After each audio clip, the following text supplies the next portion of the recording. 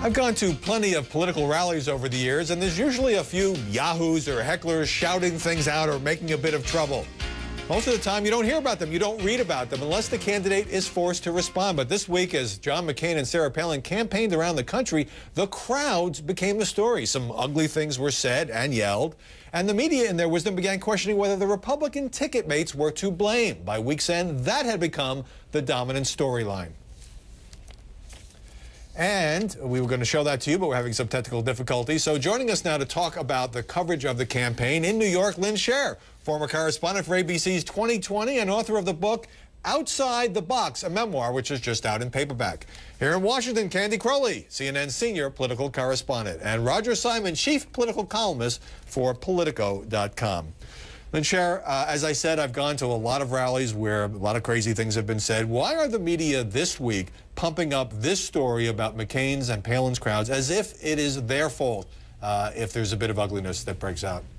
Well, I think it's a logical outcome, Howie, of having citizens become, if you will, citizen journalists. We're all looking for that authentic voice. We're all looking for what's out there. What are the people saying? And I think the real issue is, how does the candidate respond? We want to hear these voices. They are authentic voices, if they are. We want to know how the candidate responds, however, and I think Senator McCain's response the other day when the woman said that Obama was an Arab and he immediately took the microphone away from her, I thought was an interesting indication of how he could be quick on his feet after letting all these other terrible things go by the week before.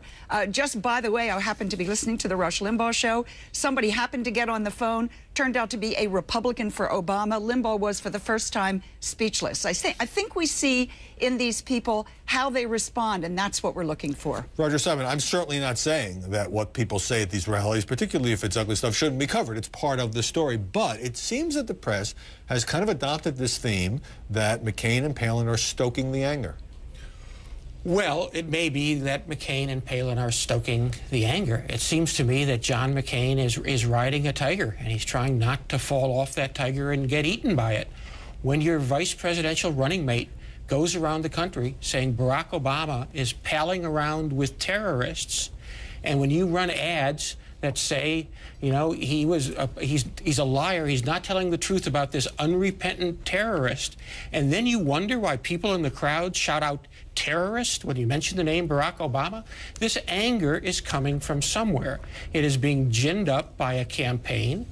And it is logical, I think, to assume that these people are only responding to what they have heard from the candidate's mouth, and it's fair game, and it's, in fact, responsible for us to report how the crowds are reacting. But, for example, Candy Crowley, I was in Indiana with Obama this week, and there was some nutjob in the crowd who started screaming about Obama was going to bring about the New World Order, and he was ejected from the scene, and people booed.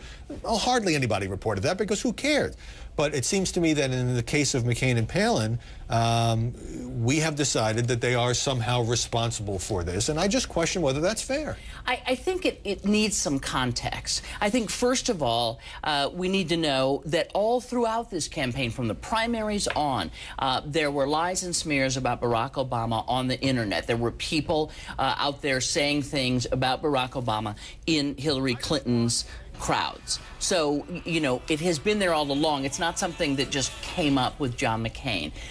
Second of all, I think it behooves us to remember that it helps the Obama campaign to have these stories out there, because it shows, by osmosis, McCain is intolerant.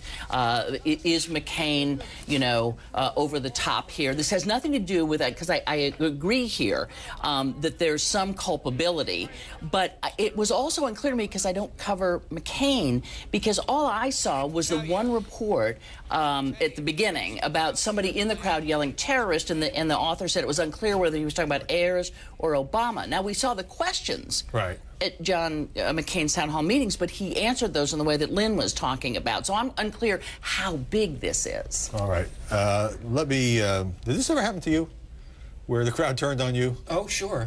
Covering George Wallace. I was at a rally in Southie in 1976. This was after Wallace had already been shot. And Wallace would put the press in the front rows, and he would point to the press and say, these are the enemies, these are the people. And we went up to him afterwards, because we were afraid to go outside, and we said, why are you instigating? And he said, I don't instigate. I just lay down the hay where the goats can get it. And that was George Wallace. Right. And it was only Mary McGrory who saved us afterwards from the crowd, because she engaged the crowd in calm conversation.